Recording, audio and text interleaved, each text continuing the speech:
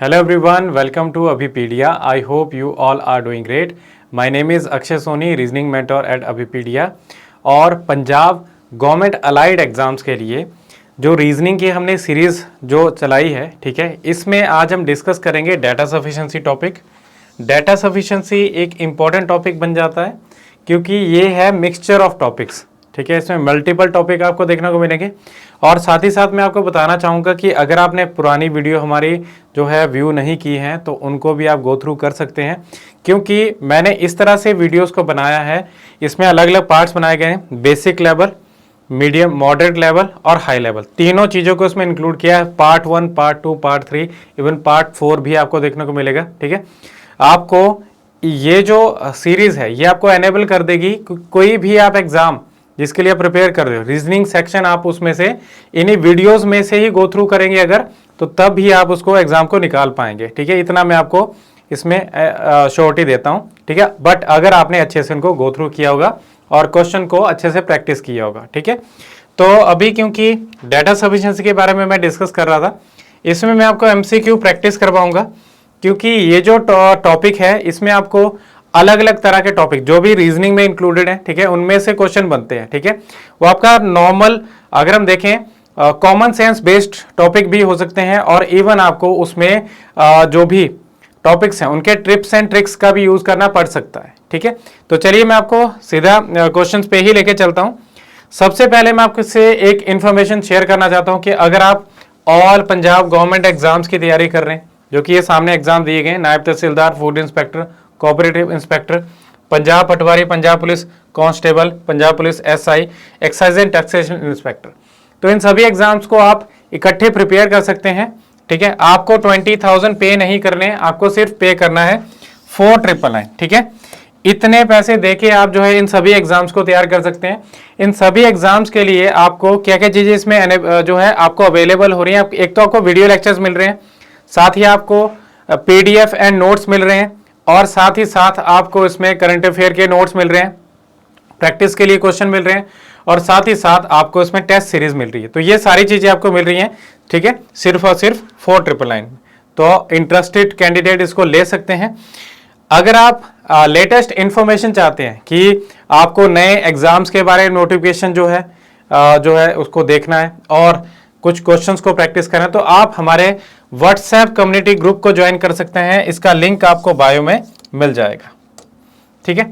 तो देखिए किस तरह से आपका स्ट्रक्चर रहेगा एग्जाम का, क्वेश्चन का। एक्चुअली जैसे यहाँ पे दिया है क्वेश्चन, ऊपर क्वेश्चन है, नीचे आपको 2 स्टेटमेंट दी गई है।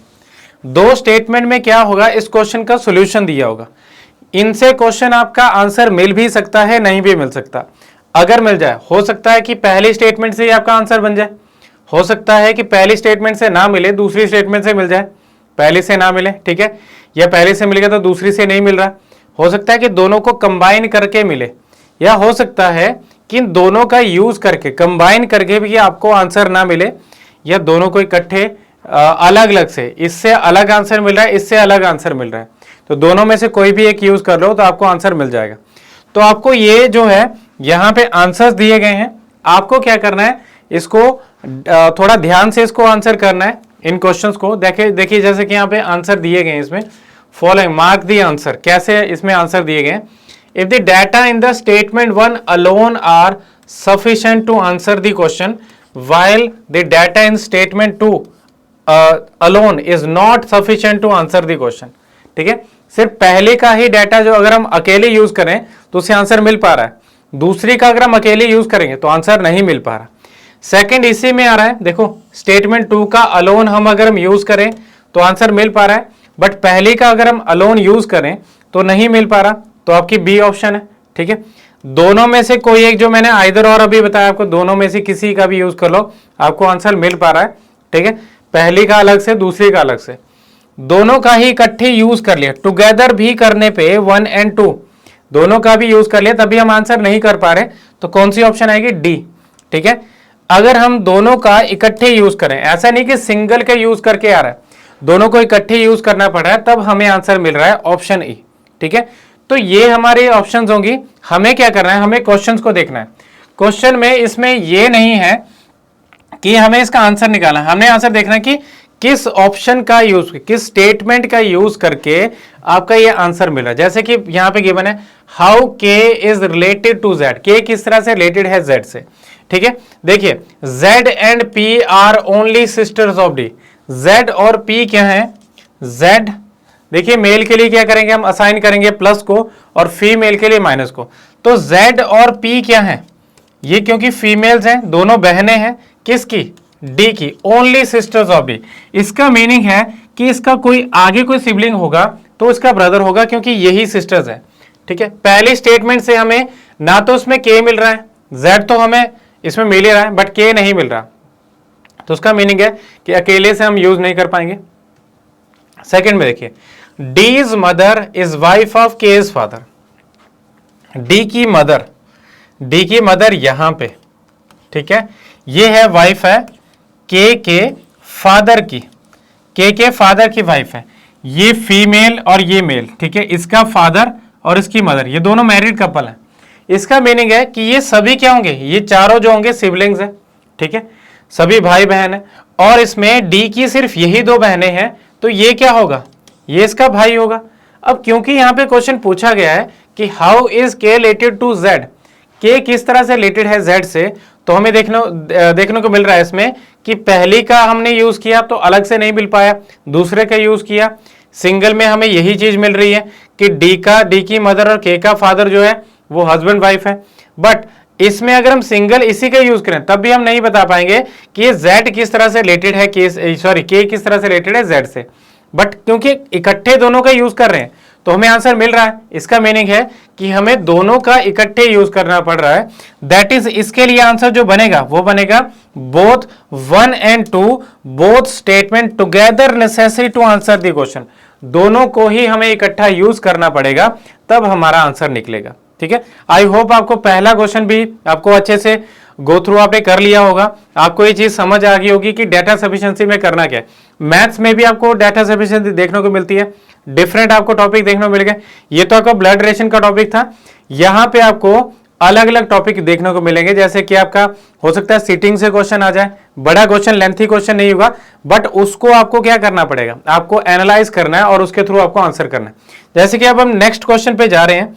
इस क्वेश्चन में क्या गिवन है, who among PQRST is the tallest, tallest बताना है, कंपैरिजन का क्वेश्चन है ये। ठीक है, कंपेयर करना है हमने। जैसे यहां पे बोला गया है P is taller than Q, P taller है Q से, तो हम क्या करेंगे, जो टॉलर होगा उसको हम ऊपर रखेंगे, जो शॉर्टर होगा उसको नीचे रखेंगे। P टॉलर है Q से, T is not tallest, T tallest नहीं है, तो अगर हम T को सबसे ऊपर रखेंगे तो गलत आएगा, T कहीं पे नीचे बनेगा। पहली से तो हमें टॉलेस्ट नहीं मिल रहा, बट हम सेकंड का इससे साथ कंबाइन करते हैं। R is taller than P, R taller है P से, R टॉलर है P से, ठीक है। S is not tallest, S tallest नहीं है, ठीक है, तो S भी यहां पे सबसे ऊपर नहीं बनेगा, तो कौन सा बनेगा इसमें से, टॉलेस्ट कौन सा बनेगा। देखो ये तो नीचे होंगे, ऊपर नहीं होंगे, या तो सबसे ऊपर R आएगा या फिर Q आएगा, ठीक है।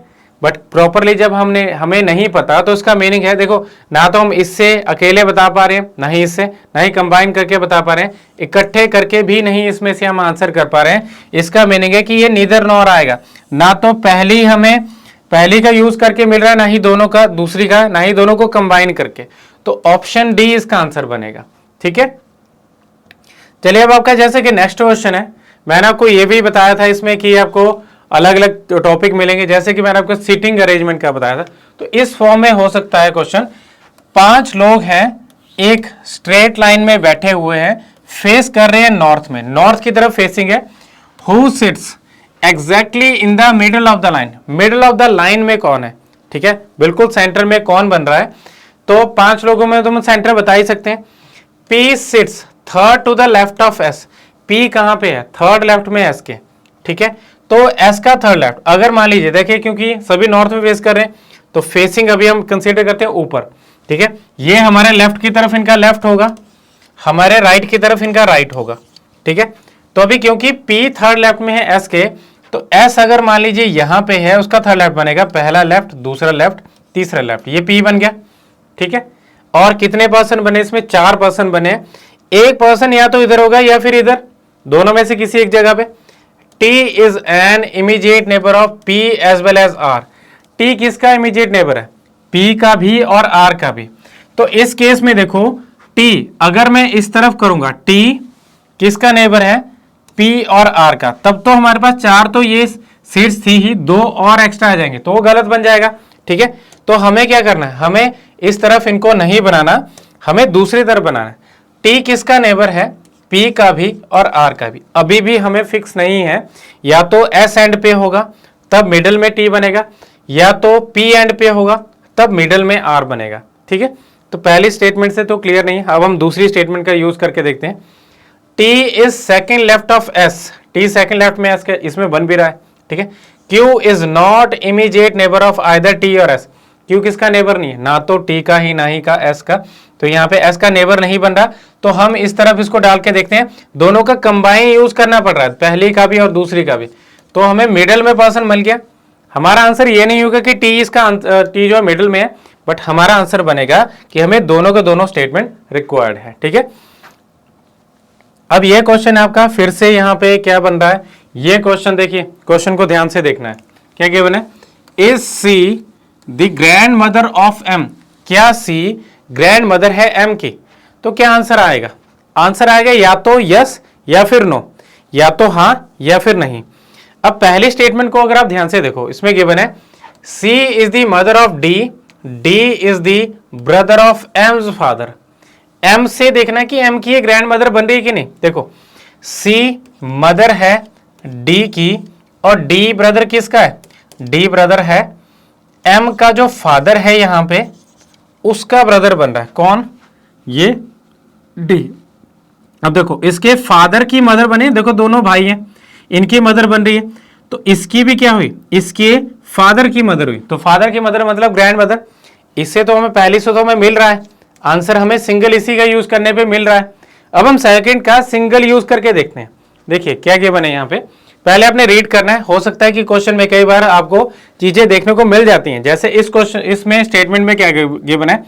E is the mother of S, S is the sister of M। E mother है S की और S किसकी सिस्टर है? M की। E मदर है S की और S किसकी सिस्टर है? M की। ठीक है, और आगे देखो यहाँ पे F is the aunt of S, F aunt है S की, is the only daughter of C। अब क्योंकि ये C यहाँ पे एंड पे, अगर आप यहाँ पे देखिए पहले लाइन को ध्यान से देखें, E मदर है S की। जब तक आप इस सेंटेंस को पढ़ेंगे, देखिए यहाँ पे इसमें क्या क्लियर है, इसमें सिर्फ E का ही जेंडर क्लियर है कि ये मदर है, इसका पेरेंट बन रही है और क्या बन रही है? फीमेल, मतलब मदर। बट S क्या है? S इसका चाइल्ड होगा, या तो मेल या फिर फीमेल, क्योंकि ये C एंड पे मर रहा है। क्या बन रहा है? F जो कि आंट है, F जो कि आंट है S की, वो ओनली डॉटर है C की। ये C इसका फादर भी हो सकता है, मदर भी, क्योंकि अब हम C के बारे में डेफिनेटली नहीं बता सकते, तो ये तो डाटा इनसफिशिएंट आएगा। डाटा इनसफिशिएंट बनेगा, इसका मीनिंग है कि हम दूसरे से नहीं बता पाएंगे, इसमें डाटा कंप्लीट नहीं दिया है, तो only one, that is data in the statement one alone is sufficient to answer the question, जबकि दूसरी में डाटा कंप्लीट नहीं दिया गया है। तो क्या आएगा? Option A. ठीक है, आई होप आपको यह क्वेश्चन समझ आया होगा, आपने इसको अच्छे से गो थ्रू कर लिया होगा। अगर फिर भी आपको इसमें डाउट लगता है तो आप प्रीवियस थोड़ा इसमें रिवर्स करके देख सकते हैं वीडियो को। ठीक है, चलिए अब आपका नेक्स्ट क्वेश्चन, ये भी आपका ब्लड रिलेशन के ऊपर ही है। ठीक है, चांसेस ज्यादा रहते हैं आपके कि आपको सिटिंग से क्वेश्चन बन जाए, ब्लड रिलेशन से क्वेश्चन बन जाए, या आपको जो है कंपैरिजन से क्वेश्चन बन जाए, तो ऐसे क्वेश्चन देखने को ज्यादा मिलते हैं। ठीक है, प्रीवियस अगर एग्जाम्स की बात करें, एसएससी की जो आपके जो state government exam, actually state government exams में, उसमें ऐसे क्वेश्चन आए थे जिसमें कि आपको सिटिंग के क्वेश्चन देखने को मिले थे। ठीक है, तो यहां पे देखिए, how is T related to K? T किस तरह से रिलेटेड है के से? तो टी के बारे में क्या बोला है? R's sister J has married T's brother L. R की सिस्टर जे, आर की जो सिस्टर है जे, उसकी मैरिज किससे हुई है? टी के ब्रदर, टी के ब्रदर एल से, टी का ब्रदर एल है। ठीक है, who is the only son of his parents, जो कि अपने पेरेंट्स का इकलौता सन है, सिर्फ यही सन है अपने पेरेंट्स का, तो ये क्या होगी, डॉटर। इसका सिबलिंग जो भी होगा वो फीमेल बनेगी, ठीक है। K is the only daughter of L and J, हमें क्या बताना है, हमें क्योंकि के यहाँ पे ऊपर कहीं पे भी देखने को नहीं मिल रहा, तो हमें इन दोनों को कंबाइन ही करना पड़ेगा। दोनों को कंबाइन करेंगे, क्या बोला गया, के is the only daughter of L and J, L और जे की ओनली डॉटर बन रही है। तो हमें क्या बताना है, how is T related to K. देखो के फादर की बहन है, फादर की बहन कौन होती है, फादर की बहन होती है बुआ, बुआ मतलब क्या हुआ, आंट, पैटर्नल आंट। तो क्या आएगा, इसका आंसर पैटर्नल आंट है। बट यहाँ पे हमें आंसर क्या मिलेगा, हमें दोनों के दोनों को इसमें कंबाइन करना पड़ेगा जिससे हम इसका आंसर कर पाए। चलिए अब आपका जैसे कि नेक्स्ट क्वेश्चन है, how many childrens are there in the row of the children facing north. जो नॉर्थ में फेस कर रहे हैं उस रो में कितने चिल्ड्रन हैं, ठीक है। तो ये बताएंगे, देखिए Vishakha who is fifth from the left is left and is eighth to the left of Ashish who is 12th from the right end. देखो यहाँ पे जो भी पर्सन दिए गए उनका एंड से जरूर दिया गया, एंड से किसी पर्सन की पोजीशन देना जरूरी है। और किसी एक पर्सन अगर दोनों से ही, दोनों जगह से पोजीशन दे दें तो हम क्या कर सकते हैं, उसकी जो पोजीशन है उनको ऐड करके एक माइनस कर दो तो हमें टोटल नंबर ऑफ पर्सन मिल जाएंगे। जैसे कि यहाँ पे क्या गिवन है, आशा के, विशाखा की जो पोजीशन है वो आशीष से दी गई है, यहाँ पे आशीष आ गया, इसकी राइट हैंड से 12th पोजीशन है, ठीक है। और इसके कहीं पे लेफ्ट में कौन बन रही है, विशाखा, कौन से नंबर पे, देखिए विशाखा अपने आप लेफ्ट से, लेफ्ट एंड से 5th नंबर पे है, ठीक है। और यही विशाखा कहां पे है, is to the left of, 8th to the left of Ashish, Ashish के 8th लेफ्ट में। देखो अगर हम इस तरफ जाएंगे राइट एंड से, जब हम राइट हैंड से जब चलते हैं तो लेफ्ट हैंड की तरफ बढ़ते हैं, मतलब क्या आएगा, इसका लेफ्ट इस तरफ बनेगा, तो ये राइट हैंड जो होगा, राइट हैंड से जो रैंक है वो बढ़ेगा। तो 12 और 8 कितने हो गए, 20। मतलब क्या आएगा, यहां पे जो विशाखा है इसका राइट हैंड से जो रैंक बनेगा वो बनेगा 20वां। अब क्योंकि आपको एक पर्सन के 2 रैंक मिल गए, इसका मीनिंग है कि आप इसमें टोटल फाइंड आउट कर पाएंगे, ठीक है। अगर हम टोटल देखेंगे तो क्या है, 20 + 5 25 - 1 24 पर्सन होंगे इस रो में, ठीक है, इस टोटल रो में। बट अब क्योंकि हम इसमें से फाइंड आउट कर चुके हैं तो ये तो हमारा बनेगा ही। अब हम सेकंड को भी देखेंगे, ऐसा नहीं कि हमने उठे मतलब पहला क्वेश्चन देख लिया इसमें से निकला तो हमने डायरेक्टली वहीं पे कर दिया, दूसरी को भी देखना क्योंकि इसमें ईदर और का भी केस बनता है। तो अभी हम देखते हैं दूसरा आपकी जो स्टेटमेंट है इसमें क्या गिवन है। देखिए Rohit is 5th to the left of Nisha who is 7th from the right end 18th from the left hand. देखिए क्या बन रहा है, निशा की पोजीशन 2 जगह से दी है, निशा की ही 2 जगह से पोजीशन है, तो हम टोटल फाइंड आउट कर पाएंगे। निशा 7th है राइट हैंड से और 18th है लेफ्ट हैंड से, तो क्या करेंगे 7 और 18 दोनों को ऐड करो, कितने बन गए 18 और 7 हो गए 25, 25 में से एक कम कर दो, 25 में से एक कम किया तो इसी से, इससे भी हमें 24 मिल रहा है, मतलब इससे अलग से आंसर कर पा रहे हैं, इससे अलग से, तो उसका मीनिंग है कि आप दोनों में से किसी का भी एक यूज कर लो तो आपको आंसर मिल जाएगा। ईदर 1 और 2 is sufficient to answer the question, either और, ठीक है, ऑप्शन सी। चलिए अब आपका नेक्स्ट क्वेश्चन है, जैसे इस क्वेश्चन में क्या गिवन है, ये देखो कोडिंग डिकोडिंग के रिलेटेड है। Which word in the code language means flower, flower ये बताना है, ठीक है। तो कौन सा बन रहा है, अगर हम इसमें देखें तो क्या मिल रहा है, ये आपको कोड दिया गया है रोज फ्लावर, ठीक है, और rose flower is beautiful and ला क्विज, ये मीनिंग है ब्यूटीफुल ट्री। तो इसमें से अगर हम सिंगल को देखें पहले को, तो उसमें सिंगल हमें ब्यूटीफुल वर्ड है, इसका हमें कोड मिल रहा है। तो देखिए इसमें दोनों में कौन सा कॉमन है, सिर्फ LA, तो LA बता रहा है ब्यूटीफुल को, ठीक है। तो हम इसमें से पहले से तो हम डेफिनेटली नहीं बता पाएंगे, हमें क्या करना पड़ेगा, दूसरे में जाना पड़ेगा। देखिए DELACHIN, ठीक है, DE यहाँ पे थोड़ा सिमिलर है, तो आगे है रेड रोज फ्लावर, ठीक है, और क्या है पा चिन, ये क्या है रेड टी, तो उसमें रेड रेड का मिल जाएगा, सिंगल इससे भी नहीं मिल पाएगा, रेड रेड टी और रोज, इसमें से हमें कंफ्यूजन होगा, तो हमें क्या करना पड़ेगा, हमें पहले और दूसरे दोनों का ही यूज करना पड़ेगा, क्योंकि हमें फ्लावर इसमें भी मिल रहा है और इसमें भी। तो क्या आएगा, इसका कोड क्या बनेगा? आप देखिए पहले में हमें मिला है DEFULAPANE, rose flower is beautiful. इसमें क्या था? Red rose flower. तो इसमें से दो हमें वर्ड मिल रहे हैं। अगर हम रेड को ही देखें तो रेड हमें यहां से मिल रहा है, तो हम इसमें से PA देखेंगे, वो हमें रेड का जो है कोड बता देगा। और सेकंड इसमें देखिए जो रोज है, रोज को हम फाइंड आउट कर पाएंगे, क्या आ जाएगा इसमें? देखिए यहाँ पे DELA। तो इसमें से देखिए यहाँ पे रोज को हम बता पाएंगे क्या? इसमें से अगर हम देखें रोज और फ्लावर, ये दो बच के सिमिलर हमें मिल रहा है रोज और फ्लावर। तो इसमें से भी हम नहीं बता पा रहे हैं इसका, क्योंकि यहां पे भी आपको रोज मिल रहा है, इधर फ्लावर, रोज फ्लावर। दो वर्ड हैं और दो ही कोड बचे हैं, तो हम डेफिनेटली नहीं बता पाएंगे दोनों का यूज करके भी। तो क्या आएगा? दोनों को हम कैंसिल करते हैं, दैट इज ऑप्शन डी, जिसमें कि दोनों का इकट्ठे यूज करने पे भी हमें आंसर नहीं मिल पा रहा। ठीक है, चलिए अब आपका नेक्स्ट क्वेश्चन है, गिवन है Manoj, Prabhakar, Akash and Kamal are 4 friends, who among them is the heaviest. Heaviest कौन सा है? Prabhakar is heavier than Manoj and Kamal और मनोज से प्रभाकर हैवियर है but lighter than Akash. Prabhakar Manoj और कमल से हैवियर है बट लाइटर किससे? आकाश से।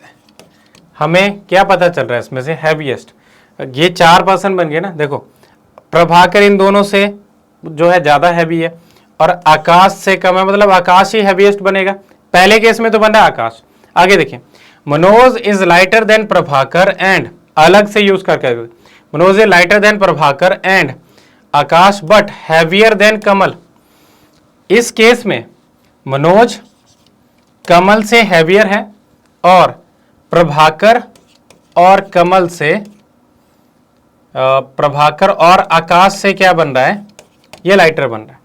तो इस केस में क्योंकि 4 ही थे, 4 में से अभी हमें अगर हम सिंगल इसका यूज करेंगे तो हमें डेफिनेटली नहीं पता। इससे तो हम बता पा रहे हैं ना, तो इसका हमारा आंसर बनेगा only 1 is sufficient to answer, that is second. इसमें डाटा कंप्लीट नहीं दिया गया। अब नेक्स्ट क्वेश्चन गिवन है यहाँ पे, among MNDPK who earns more than only the least person among them. सिर्फ सबसे छोटे से सबसे कम वाले से कौन जो अर्न कर, नीचे से सेकंड नंबर पे कौन आ रहा है वो बताना है। N earns more than M and P। N earn करता है M और P से ज्यादा बट लेस किससे? Only D। मतलब क्या है? ये N ऊपर से सेकंड नंबर पे है, बट इस स्टेटमेंट से हमें ये तो क्लियर नहीं होगा नीचे से कौन सा आएगा। नीचे से हमें थर्ड तो मिल रहा है, दैट इज N। ऊपर से हमें फर्स्ट और सेकंड मिल गए बट हमें लिस्ट नहीं मिला, ना ही सेकंड लिस्ट बना। M earns more than P who earns less than K। M जो है अर्न कर रहा है किससे? M अर्न कर रहा है P से ज्यादा, और जो कि P अर्न किससे कम कर रहा है? K से।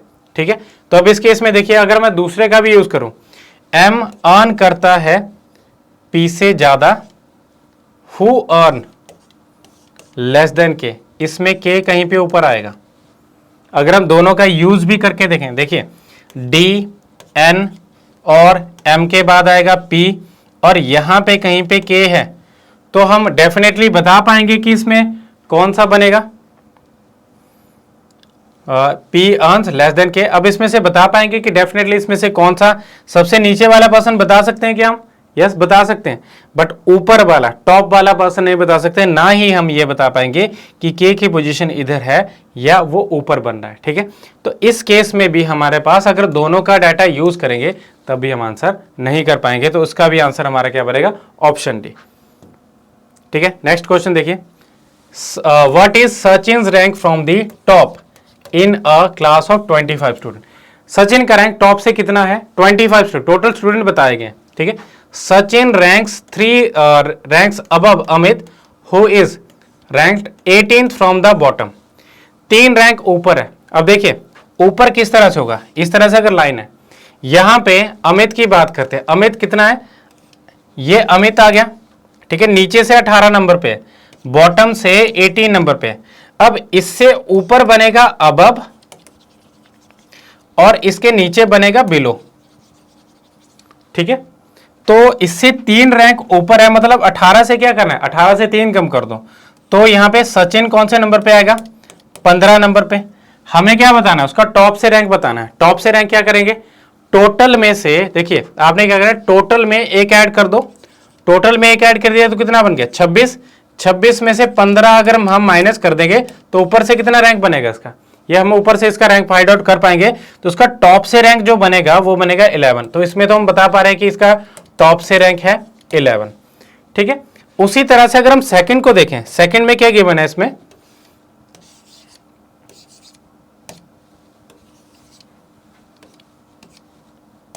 सेकंड में गिवन है Sachin's rank from the top is 2 ranks below Deepti who ranks 23rd from the bottom.